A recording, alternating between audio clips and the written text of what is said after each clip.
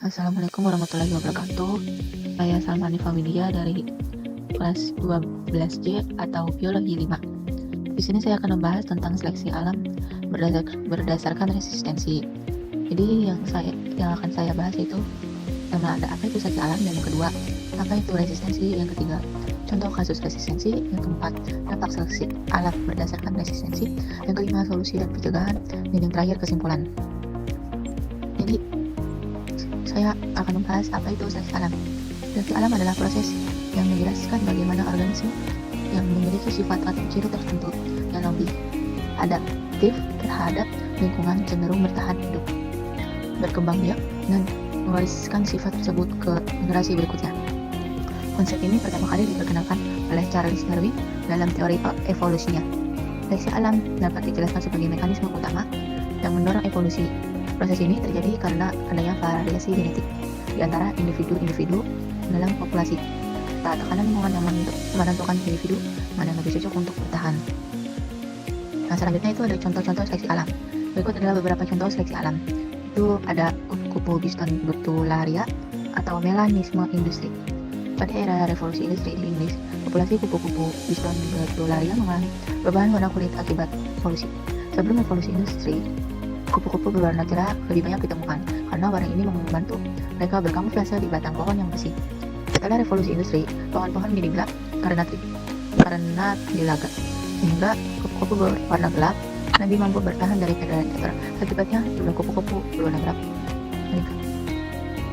Selanjutnya ada faktor-faktor yang mempengaruhi seleksi alam itu. Ada yang pertama variasi genetik, perbedaan sifat atau gen dalam populasi. Yang kedua, tekanan lingkungan, faktor-faktor seperti predator, cuaca, penyakit, atau ketersediaan makanan. Yang ketiga, adaptasi, kemampuan organisme untuk menyesuaikan diri dengan lingkungan. Yang keempat, reproduksi, diferensial individu dengan sifat yang menguntungkan lebih mungkin bertahan hidup dan menghasilkan keturunan. Selanjutnya, ada apa itu resistensi. Jadi, resistensi adalah kemampuan suatu organisme seperti mikroorganisme, hama, atau tanaman untuk bertahan terhadap zat atau kondisi tertentu yang biasanya digunakan untuk menghambat atau membunuhnya. Resistensi biasanya terjadi akibat adanya adaptasi genetik yang membuat organisme tersebut mampu mengatasi efek zat yang seharusnya mematikan atau menghambat pertumbuhannya. Resistensi ini dapat terjadi pada beberapa konteks, seperti yang pertama, resistensi antibiotik, yaitu kemampuan bakteri untuk bertahan hidup meski diberi antibiotik. Yang kedua, resistensi pestisida, kemampuan hama atau serangga untuk melawan efek pestisida. Yang ketiga, resistensi imun, kemampuan tubuh untuk melawan infeksi, penyakit, atau patogen melalui sistem kekebalan. Kemudian, di sini ada contoh kasus resistensi. Antibiotik adalah jenis obat yang digunakan untuk mengobati dan mencegah infeksi bakteri. Infeksi adalah masuknya kuman ke dalam tubuh manusia sehingga dapat menimbulkan berbagai gangguan kesehatan. Antibiotik dapat mengatasi penyakit yang disebabkan oleh infeksi bakteri yang relatif ringan hingga berpotensi mengancam jiwa. Ada berbagai golongan antibiotik yang ditujukan untuk pengobatan berbagai jenis bakteri yang berbeda. Resistensi antibiotik adalah kondisi ketika suatu jenis bakteri di dalam tubuh manusia menjadi resisten atau kebal terhadap terapi antibiotik.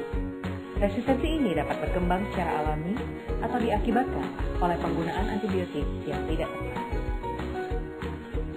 Penggunaan antibiotik yang tidak tepat dan penyalahgunaan antibiotik adalah penyebab umum resistensi antibiotik di masyarakat.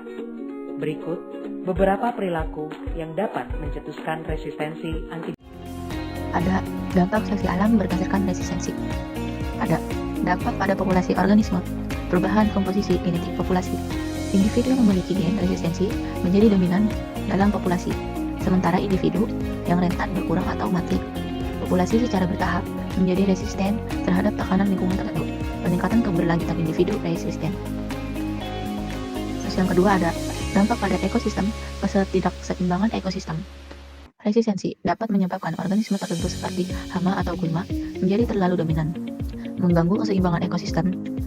Nah, contohnya itu ada resistensi pestisida pada hama seperti wearing coklat mengakibatkan kerugian besar pada tanaman padi. Hilangnya efektivitas pengendalian biologis. Resistensi dapat menghambat upaya manusia dalam mengendalikan populasi organisme tertentu seperti hama pertanian atau patogen penyakit.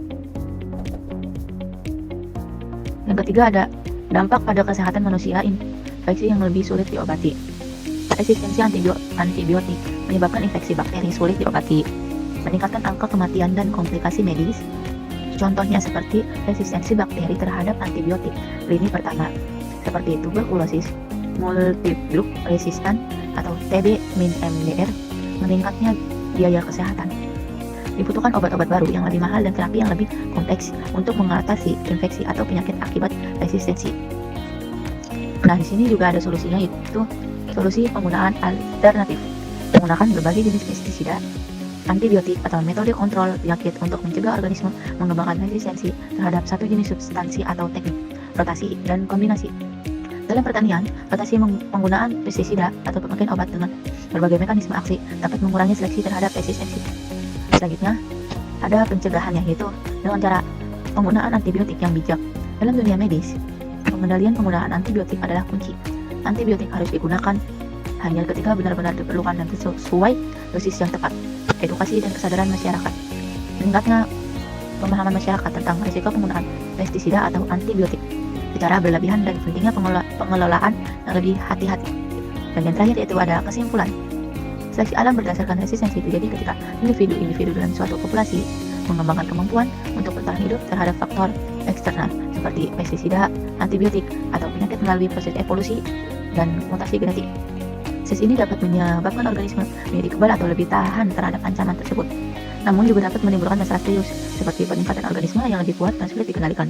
Untuk mencegah dan mengurangi dampak resistensi ini, diperlukan pendekatan yang hati-hati seperti penggunaan alternatif, rotasi bahan kimia, pengawasan ketat, serta edukasi kepada masyarakat agar tidak terjadi penggunaan obat atau pestisida yang berlebihan. Nah, cukup sekian penjelasan tentang seleksi alam berdasarkan resistensi dari saya. Terima kasih semuanya.